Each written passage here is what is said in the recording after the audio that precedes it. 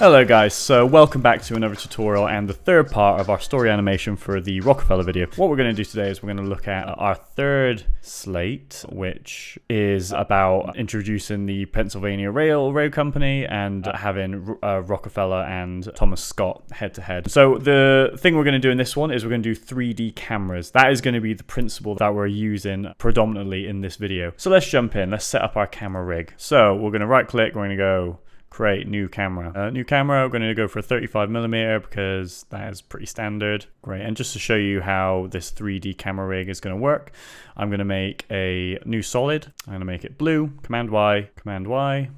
I've made myself a blue solid, and then Command Y again. I'm going to make myself a red solid. Perfect. Great. I'm going to make these both 3D layers, and I'm going to rotate my red solid by 90 degrees on the x-axis. Yeah, so I've rotated it by 90 degrees on the x-axis. So now we have a bottom layer and we have a layer kind of going perpendicular to it. So we have, I guess, what would be a 3D scene, and we can kind of manipulate it with our camera layer. If we go to the position of our camera, if we go for a keyframe, and if we just move around a little bit, then as you see, we have a camera moving through a 3D plane. As you can see, as I mess around with my X and Y position values, the camera doesn't quite respond in the way that you'd expect a camera to respond. That's because the point of interest of the camera is never changing. You're only changing the position. So if I was to move the camera, say, as if we're looking at this microphone, if I was to move the camera left or right, that is what a traditional camera dolly or track movement would look like. But since the point of interest isn't moving, we're doing this. We're actually panning around, orbiting around our subject. So this isn't quite how we really want to work with our camera layer. So I'm going to make a camera rig that is going to help us manipulate our camera a little bit easier. Set our camera layer. Now I'm going to make a new null object and I call it camera control. I'm going to right click and I'm going to add an effect. Right click, go to expression controls and get a slider control. Lovely. And I'm going to rename that. I'm going to call that X control. Perfect. Perfect. I'm going to duplicate that 2 times.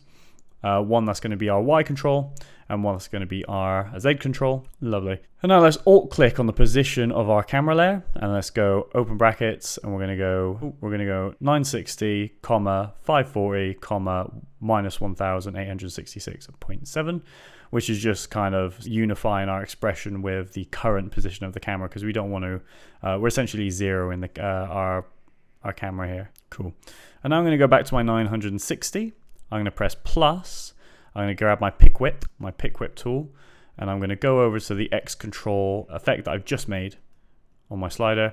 I'm going to go over to my Y. I'm going to go plus. I'm going to go to my pick whip, go to my Y controller. And then I'm going to go to my minus 1866.7, press plus, slider control, and close bracket, and done. So now, as you can see, this null layer now has complete control of my camera. So I don't have to be going into my camera values all the time. Now what I'm going to do, I'm going to copy the expression I use on the camera's position and paste it onto my point of interest of my camera. Now, as you see, if we mess around with our X, Y, and Z controls, we have the camera panning, right, left, forward, back, and up, down as well. And now all we need to do is to do some pan arounds or orbit effects. We just have to manipulate the rotation. But what we're going to do, just to make sure that all the camera's effects are on our control layer, we're going to right click on our camera control layer. We're going to go new expression control effect, and we're going to go angle control. I'm going to rename this pitch, camera pitch. Duplicate that twice.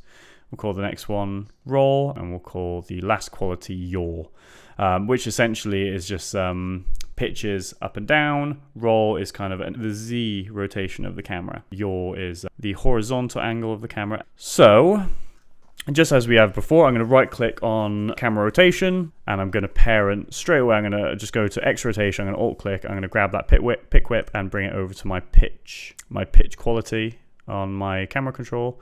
I'm going to do the same with my Y rotation, which is going to go to my yaw. And then I'm going to go to my Z rotation. I'm going to alt click it, pick whip it to my roll. So there we go. So now we have a layer which is basically controlling all the values of the camera. We don't have to worry about jumping into the nitty gritty of all the expressions or anything, or any of the qualities that are within the camera layer. Now we can quite easily manipulate our camera in space. Fantastic. Nice. I'll throw a few keyframes in there just to see, just so you guys can see what we're dealing with, and just to show how this camera works in practice. So there you go. So now our camera pans from a front-on perspective to a 90-degree perspective. There we go. Our camera does a little orbit around our solids. That's our camera rig now set up. I'm going to start constructing my scene for scene 3. So looking at our information that we've written down, our ideas, we've got intro to the Pennsylvania Railroad Company, front-on shot of a train approaching, and then we've got Rockfeller above the railroad company, all powerful. So in my head, I'm going to have a train approaching the camera. I'm going to have the camera pan up just to show Rockfeller in the sky. So that's a nice simple kind of scene to set up. So I found myself a train layer. Make sure we upscale those images as well using our AI software IMG scaler. I'm going to take it into Photoshop and I'm going to cut it out as usual, and I'm just going to tune up that layer mask just to make sure that it's nice and clean. I'll drag my train layer in, I'll drag an image of Rockfeller, and I'll make them 3D layers just so I can control everything with the 3D camera. And it always helps, guys, just to shy some of your layers that you're not using. For instance, Screen 4, Tom Scott, all these text layers that I did within Premiere, the Chapter 5 WAV, I don't really need to see that. It's just clutter in my composition. And you might even be able to shy your camera layer for now, just until later, as later we're going to want to adjust some of the depth of field and the focal distance qualities of the camera. But for now, while we're doing more broad strokes on our composition, let's press our little friend here with the long nose, and let's start shining some layers so we can keep our composition nice and clean, please. So there we go. So we've got Rockfeller in position, we've got a train in position. I'm going to start messing around with the keyframes of these layers just so I can get an idea of what exactly I'm going to be doing here. I'm going to keyframe the position of my train and the scale of my train. I'm going to want to make it look like the train is coming towards me. I'm moving through space, so I'm going to want to just move the train from the middle of my composition ever so slightly to the left of my composition and up the scale so it looks like it's traveling towards me. So let's see what that looks like. And I'll put Rockfeller just behind the train as well. If I do a little camera movement as well, a little pan out, that's already looking pretty good. So we can see how our scene is gonna start getting set up now, just with these very basic movements. I think I'm gonna have the train traveling at night because that will make it a little bit moody. Cool. I've got this sky. That's kind of more like at dusk or sunset. But I might change the colors just to make it look a little bit more nighttime. But let's just start by getting it in position. Let's put it behind Rockfeller, and let's make it a 3D layer as well, of course. Cool. I'm going to drag my train track layer that I created in the last video in the top-down shot, and make that a 3D layer. And as before, I'm going to mess around with the rotation just to put it into position, so it's flat along the floor for the train to pass over. Mess around with the rotation, the scale, just so it's nicely positioned. That's good. Now I just need to mess around with the scale a little bit. Cool. And right away, as soon as we put our 3D track in position, it actually looks like our train is moving along that 3D train track. So that's looking good. I'm happy with that. I don't like these bushes out of the side, so I think I'm going to mask those out, feather that out, and I'll replace them with something else. I'll get an asset from the old interweb. Lovely. I know I'm going to want to add some hills maybe and like some background information just to kind of make this feel a little bit fuller. So I've got some hills from Unsplash. I have cut them out within Photoshop and I'm going to drag them into After Effects. Cool. And it's just, again, it's just about placing your background information just around the scene within 3D space to really bring your scene alive. So I've got two hills. I'm going to copy and paste those. I'm going to duplicate and I see where we're at so far. So straight away, you can see how this composition is coming together. Our friend Rockfeller is in the background. He's looking over the Pennsylvania Railroad, and we look up and then boom, there he is. Let's move on. Let's have a little look at maybe add in a sun. Maybe a sun could be quite cool. Gives us something to flare on the image. So let's get a few variations of suns. So we got some stuff to mess around with. Let's import them into our friend After Effects. Cool. Let's make that sun a 3D layer and place it where we want it. And that's looking pretty good to me. That looks pretty ominous. Lovely. I'm adding a little bit of a wiggle to the camera movement now, just because that'll bring it to life a little bit. So I'm alt clicking on my expression control, my X and Y, and I'm going wiggle to 5. Fantastic. I'll just give it kind of that little jittery quality that we like so much. Now let's get the... As you can see, it looks like our train track is kind of flying above these hills.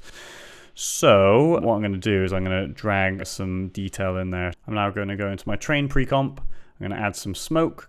That's going to be billowing out the top of the train, just like we did in the last one. Because it's a slightly longer composition, you are going to have to duplicate the smoke effect. And I'm just doing that with a little fade. Copy and paste in that. And just making sure the smoke takes up the whole duration. Okay, lovely. That's starting to come together. Lovely. Right, now I'm going to add a bit more background information. As I say, it's all about just adding as much kind of detail to the shots as possible. The more you put in there, the more it feels 3D and the more authentic and visually pleasing the animation will be to your audience. So now, guys, I'm going to add a city to the background just to add a little bit more depth. I've got this old image of a city that I'm just going to, I've dragged into my composition. I pre-composed it, so it's fully editable in the pre-comp.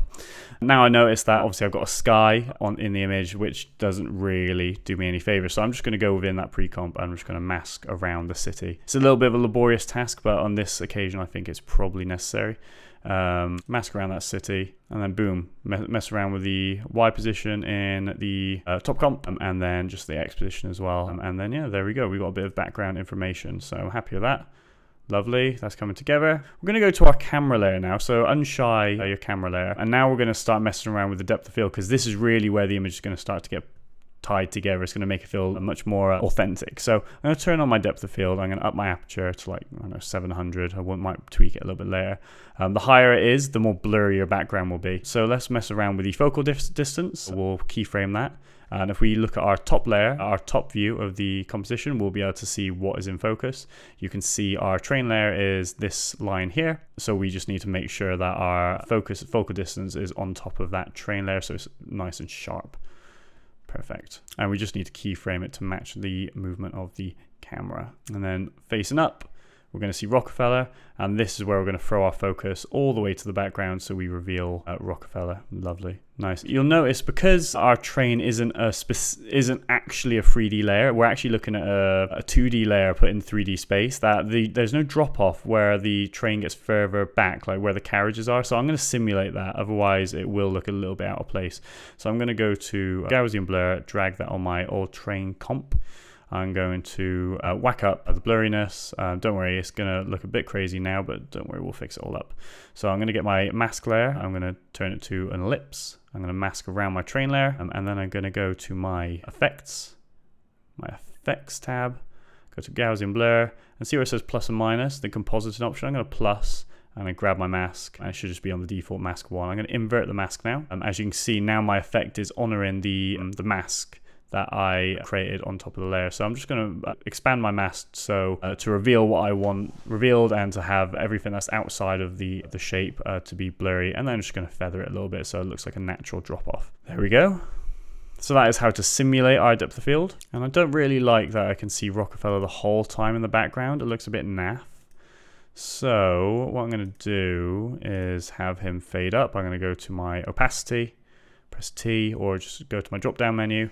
I'm going to find where the camera pans up, and I'm going to bring the opacity of Rockfeller down from, start it at 0% and then bring it up to 100% as the camera gets into position. So let's have a little look what that looks like. Lovely. And as you can see, the smoke is a little bit of the train is a little bit distracting as the camera pans up. So I'm going to do the reverse of what I've done with Rockfeller at this point. So as the camera pans up, I'm going to have the opacity of the old train go from 100 down to 0. So it sort of disappears. Great. Lovely. So that is the start to what is going to be the next part of the slate. Now just nudging the camera and the elements in around just so they all take up the appropriate amount of space. And if things don't, if you start to see borders on your composition or like kind of the edges of assets you're using, that's fine. We can go through and start tweaking that, expand our compositions a little bit, or use the CC reptile tool just to expand the borders so we don't see any of those nasty lines. I think I want to add some more foreground information because as I say, the more foreground information we can add to the video,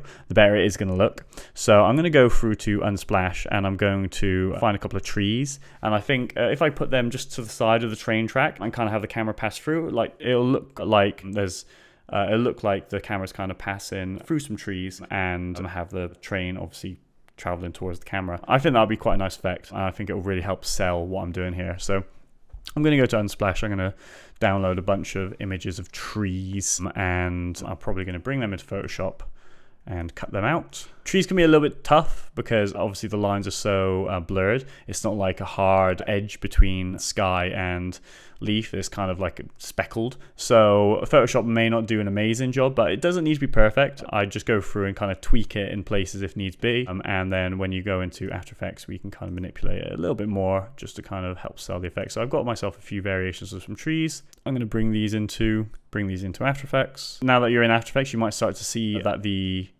cutouts need a little bit more work. So just to kind of help the cutout, just to kind of clean up the layer mask that you did in Photoshop, I'm going to add a luma key. I'm going to pick out the blue sky and I'm going to add a choker just to kind of like clean up those edges a bit. Again, they don't need to look perfect because this is an animation. It's going to look a little bit stylish. Just the more we can do to kind of like just make it a little bit better, that'd be good. You could also experiment with a luma key rather than a color key because that might be more appropriate depending on the image that you've got. So now it's a matter of just dotting these trees in 3D space like we've been doing with all of our other assets. So we've now got our tree pre-comps and we're just going to knock them around the image, just kind of spread them out. Having some nice and close to the camera will also help. Gives it a little bit of extra depth. And there we go, that's looking really nice. And it's also kind of sorting out the angle problem we have at the back of the carriages. So we track out along the trees, we pan up, boom, there's Rockfeller. Smashing, love that. And I actually quite like that you can still see the tips of the trees. It kind of like frames Rockfeller a little bit better. So maybe add a few more, just to kind of sell it a bit more. Sell the effect. Looking up. Now I need to use the opacity feature on the trees just to keyframe them out as the camera pulls back into the second half of our Slate 3 composition. And I know I'm going to want to reveal Tom Scott at this point because obviously we're talking about him. So I'm going to get myself an image of Tom Scott, save that image, upscale that image and bring it into Photoshop like we always do. Let's bring him into our top composition. Let's make him 3D. And right away, our Tom Scott is going to jump right to the back of the composition, but that's fine. Let's just move him around as to where we want him to be in 3D space. And I think what I'm going to do, I'm going to have him right at the front of the composition. So we have Rockfeller in the background, we've got the hills, which are going to have pipeline on them, and then we're going to have Tom Scott right at the front. So it's almost kind of like they're facing off. Lovely, let's nudge him into space. So what I'm going to do is I'm going to add in some of my drills that I made in the last composition. As you can see, it's always good to be recycling your assets because you spend so long making them, you might as well get as much bang for your buck as you possibly can.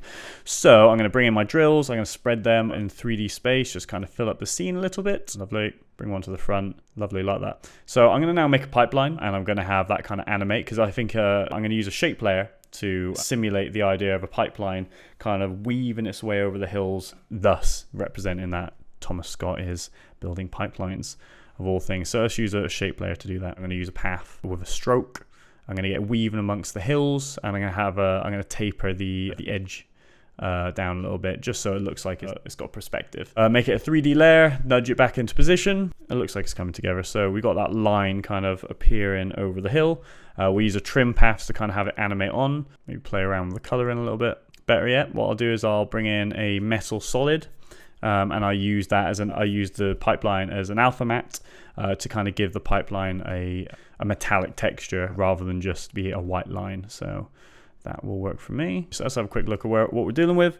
So we've got the train panning through, panning along the tracks, and then we pitch up. We see Rockfeller, he's livid. We pull out, we see Thomas Scott, he's building pipelines, cracking.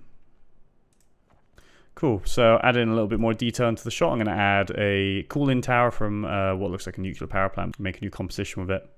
And I'm going to add in a smoke layer as well, just to look like smoke's billowing out the top of it. Drag that into my top comp, my chapter 5, slate 3, and as before, I'm just going to move it in position to where I like it, and I'll move it just behind the back hill. Cool, so we've now done the fundamentals of our scene. It's now just a matter of kind of tying it all together. Like, it's all looking really good. I'm really happy with it. So I'm going to go into my train composition, and I'm going to add a little bit of kind of a jiggle, as the train kind of like goes over bumps and stuff.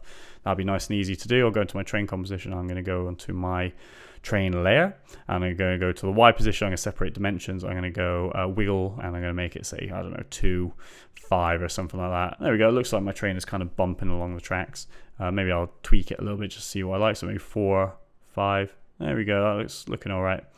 Looking all right. So now we've got a little bit of movement on the train. Great. I think I can add a fog light into the shot as well, because that might be cool to have, like in the last composition, to have some flaring coming off of the front of the train. So I've got this fog light, and I'm just going to cut that out, put it at the front of my train. I'm going to add what's called a volumetric light path. Essentially, you know, when you see in films, say in a dusty environment, or you know, or misty environments, when you shine a light through those environments, the light kind of hits the particles in the air. You see what you think is kind of like, it looks like the light kind of like taking shape in the air. So that's usually synonymous with a very cinematic look. So I think that's what I'm going to do now. I'm going to create one of these. So to do so within this composition, I'm going to have to expand my composition of my train just to give myself a little bit of room to work with. So I'm going to press Command K. I'm just going to kind of increase how many pixels is on the X and Y.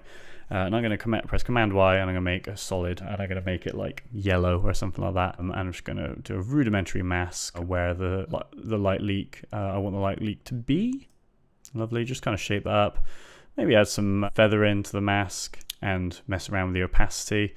Maybe harder feather in at the front of the light. Lovely. If we go back to our top comp and see how that's doing, it's looking pretty good. It's looking pretty good. Obviously, it's caught behind a tree, which is not what we want. So maybe what I'll do is I'll take the light ray and I'll bring it straight into our top comp, because otherwise we're going to have an issue with layering, because the light leak will be technically behind the trees, but we'll want the trees to look like they're in front of the light leak. So that can be a little bit challenging. So let's grab our medium yellow solid from our train comp and let's bring it into our main comp. Let's bring it to the front of the composition, probably further in front of our train. And let's just nudge it into position. There we go. We're already cooking with fire there. That looks really good. It looks like a nice little kind of lens flare coming off of the train. So let's just nudge around that mask a little bit just to make sure we're happy with everything. I'll change the feathering a little bit because it looks a little bit too feathered now that we've got it in the top. I'm going to go back into my train layer and just kind of nudge around my fog light a little bit just because it doesn't look amazing. I'm going to add a brightness and contrast effect to my medium yellow solid, or my volumetric light rays. I'm just going to make it look like the light is flickering a little bit. I'm going to alt click the brightness, and I'm going to try 530, so 5 times a second and 30 on the brightness effect. Let's have a look what that is looking like. Lovely, pretty happy with that. I'm going to go back into our train comp, and I've noticed our fog light isn't actually bobbing up and down with our train, so let's just parent our fog light to our train layer. Now, just to make our light leak layer look even that more dazzling, we're going to duplicate it. We're going to duplicate our medium yellow solid, and we're going to make it more of an oval shape, just so it's kind of a general kind of flare around the fog light instead of just the volumetric look. And we'll just kind of bring that around our fog light. Remember to make sure your blending mode is set to screen on the fog light as well, because that is quite fundamental to the effect. So there we go. And you could duplicate it again and mess around with other blending modes just to kind of sell that a light leak a little bit more, but it's not always necessary, so I'll probably just stick with the 2. Actually, maybe I will make a 3rd light leak layer. I'm also going to keyframe out the light leaks as the camera pans up, because again, they're distracting. We're going to have go to opacity on all these layers, and we're just going to keyframe them down. Great, so now we've got our light leak in place. I'm happy with that. I think that looks really good. I'm now going to go to my Rockfeller background image, because he's a bit static at the minute, and I do think it would be beneficial to kind of give him some movement. So let's double click our friend Rockfeller, the pre-composition. Let's go into his pre-comp, and we're going to use something called a puppet pin now, because it's probably the most efficient way of doing an animation like this. So a puppet pin is essentially you're telling After Effects to distort or squish or stretch a particular image, but you're telling it whereabouts the joints are. So if I was to say have this image of Rockfeller and put a pin in his head and put a pin on his chest, then I can distort just the head whilst keeping the chest in position for the most part. So we usually put pins on joints where we want to have where we don't want to stretch the image. So in this case, I'm going to have Rockfeller looking down, then looking up, and that will be quite easy to do with the puppet pin effect. So let's have a quick look. So I'll make a pin in his head and then a pin in his neck, and I'll also put one right down the bottom towards his hip, just so we can kind of root the whole image down. Otherwise we'll start to see some warping around the edges. And I go to my mesh, I go to deform, and I go to open up all my puppet pins and make sure that the keyframe is, I'm keyframing all of them. Great. And then just move the head into the position I want it. We're going to ease on those keyframes And let's see what we're dealing with. There we go. So we've got a little bit of movement with Rockfeller. So he's just kind of like looking. He's going from looking down, being lent down, to looking up. It's a basic effect. It's a basic way to do character animations. But given everything else that's going on in this image, I think that's fine. Great. And I might even add some contrast to his layer as well, just to make it a little bit more menacing. So go to curves, drop that onto the Rockfeller layer, and just kind of like make it a little bit darker. Great. I'm now going to add a little bit of extra life to the train and to the scene using some assets that I got from Storyblock. I'm going to add some mist and some atmosphere. So let's start with that one. Just make sure that it's set to a blended mode of screen. Put that in 3D space, put it at the front. And that's nice, that is, because that really complements the volumetric light that we're looking at. So it almost feels like the light, we can see the volumetric light because we are seeing it through the mist in the scene. So great, I love that. We could duplicate that and put it in a few places on the composition, but I'm not sure if we need that. I think we can just put it the once, make sure it's scaled so we're not seeing any of those nasty edges. Now we're looking at a scene that's quite misty, and as I said at the beginning, I was hoping to make the scene a little bit darker to begin with. So let's do that. So let's go to our background layer where where we've pre-composed the sun and the clouds and everything, where it looks all quite warm and kind of sunset. And let's mess around with hue, saturation, and let's mess around with the brightness. Cool. So let's keyframe the hue and saturation. Let's click colorize, and let's keyframe the colorize hue.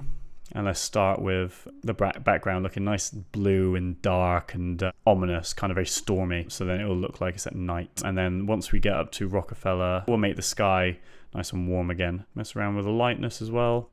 And mess around with the saturation as well. So I'm going to add a little explosion around Rockfeller as we look up to him and see his face, because that's dramatic. So let's get our fireball effect from Storyblocks, and let's just pop that just behind Rockfeller.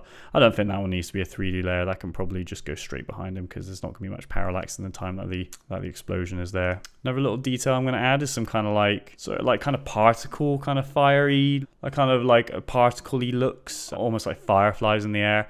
I'll probably make them a 3D layer. These are ones that I've got from Storyblocks. They're just kind of like little embers kind of flying around, and they're kind of that help add a little bit of extra dimension to the scene.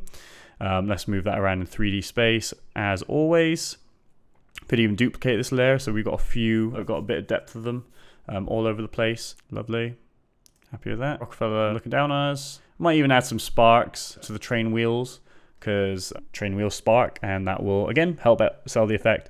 I hope you're seeing, guys, that really to make these effects work, it really is about the little details. Like, you have fundamental tools and stuff that you can learn within After Effects, and hopefully we've taught you over the last few weeks, but fundamentally, like, it is just about adding tiny little details, tiny gestures that will really help make your animations pop. So let's get our glowing ember. Let's put that down to the wheels on our train. Let's move it in 3D space as well, and make it a 3D layer, because those will have to move with our camera. Make sure you have the correct blender mode, make it screen. Lovely. And it looks like the train wheels are spitting out some sparks. Lovely. And just like we did with Rockfeller, I'm now going to animate Tom Scott. I'm going to add some puppet pins to him, to his shoulders, to his waist, and to his head, and make it look like he's looking down and then looking up. Again, just about adding these nice little animations, just kind of bring everything alive. And just to tie everything together, now we're on the second half of Slate 3. I think I'm going down the opacity of the background as we get to Thomas Scott, because I want him to be the focus, so it's almost like everything else is background information.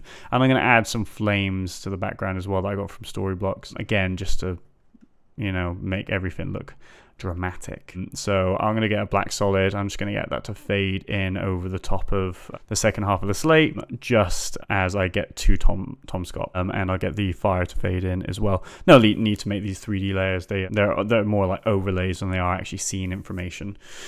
So let's have a look at what we're dealing with. So how are we doing? Start with train, pan up, boom. We have a Rockfeller, zoom out, smashing. There we go, Tom Scott in all his glory. In all his bloody glory. And I think I'm pretty happy with that. I think that's looking really good. I'm now going to add some kind of like overall effects like we do in all of our animations. I'm going to add a particle effect. I'll add a vignette over the whole thing, just because that will make it look a little bit more gritty. I'll grab my adjustment layer that we did for our first composition, which has got a posterized time effect on it, and it's got some color grading. I'll drop that on top of our composition as well. It doesn't quite look how I want it to in this particular composition, because we're using different assets than we did in our first composition. So I'm just going to tweak our Lumetri color a little bit, just so it's kind of looks how we want it to look. There we go. Maybe warm up a little bit, up the saturation a touch more, and sort out the tint. Now I'm going to grab our paper texture. I'm going to drag that in as well on top of everything. That's got an overlay opacity mode on it, blending mode on it. And that looks really good. I'm really happy with that. I think that's really come together. That's a really stylish and pretty piece. And then I think there's one more thing that I want to change actually. So if we go to the second half of our slate, I've realized that one, I don't want to have those drills in the shot, because at this point in the narrative, Thomas Scott hasn't made any drills. He's not drilling for anything yet. He's just laying pipeline. So I feel like we're getting ahead of ourselves a little bit. So I'm just going to make the pipeline more a focus of our of this set design, and I'm going to add a real life pipeline to the front of the image, because at the back of the image, the shape layer is doing an adequate job of simulating pipeline, but as soon as we get to the front, now the pipeline is right at the front of the image, it looks a bit naff. It's clear that it's just a white line. So let's get some real pipeline off the internet and cut it out in Photoshop. This is a tougher one because the pixel count is quite low, but it should be fine for our purposes. Great, cut that out. That's looking nice. Go to our composition with our second half of slate 3. As you can see, I've got rid of our drill layers and I've replaced them with some trees just to kind of make it feel a little bit more, just to fill up the composition a little bit.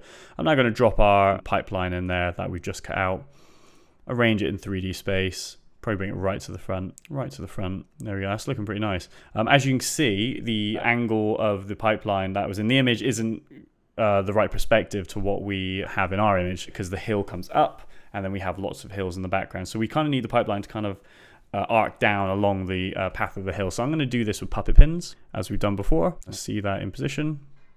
Let's just nudge those puppet pins around, make it look like the pipeline is falling off the edge of the hill. There we go, falling off the edge of the hill. And then I just need to update the path of the shape layer that we have created. I think that means just, yeah, there we go, just moving that line just out of, so it looks like it leads up to the pipeline we've just cut out. And I think I'm gonna pre-compose the pipeline, and in the new layer I'm just gonna have the pipeline kind of like fade, kind of wipe onto the shot, because the shape layer kind of trim paths on, so it kind of draws itself on. So if I like have the pipeline kind of fade from right to left, it will look like a continuation of the trim path that we've done with our shape layer. And there we go. So just do that with a layer mask and a solid, and there we go. Let's see that in shot. Fantastic. So let's have a look at our final composition and see how we did. The railroad companies were faced with the fact that one of their most important customers was making them obsolete. So Tom Scott, the owner of the Pennsylvania Railroad, decided to lay his own pipelines. But he also did something he knew John wouldn't like. Okay guys, so that is slate 3 of our story animation done for Rockfeller. Hopefully there's so much information there that you can implement into your own animations. So I will see you guys in the next video, which is slate 4 and is the final slate in our story animation.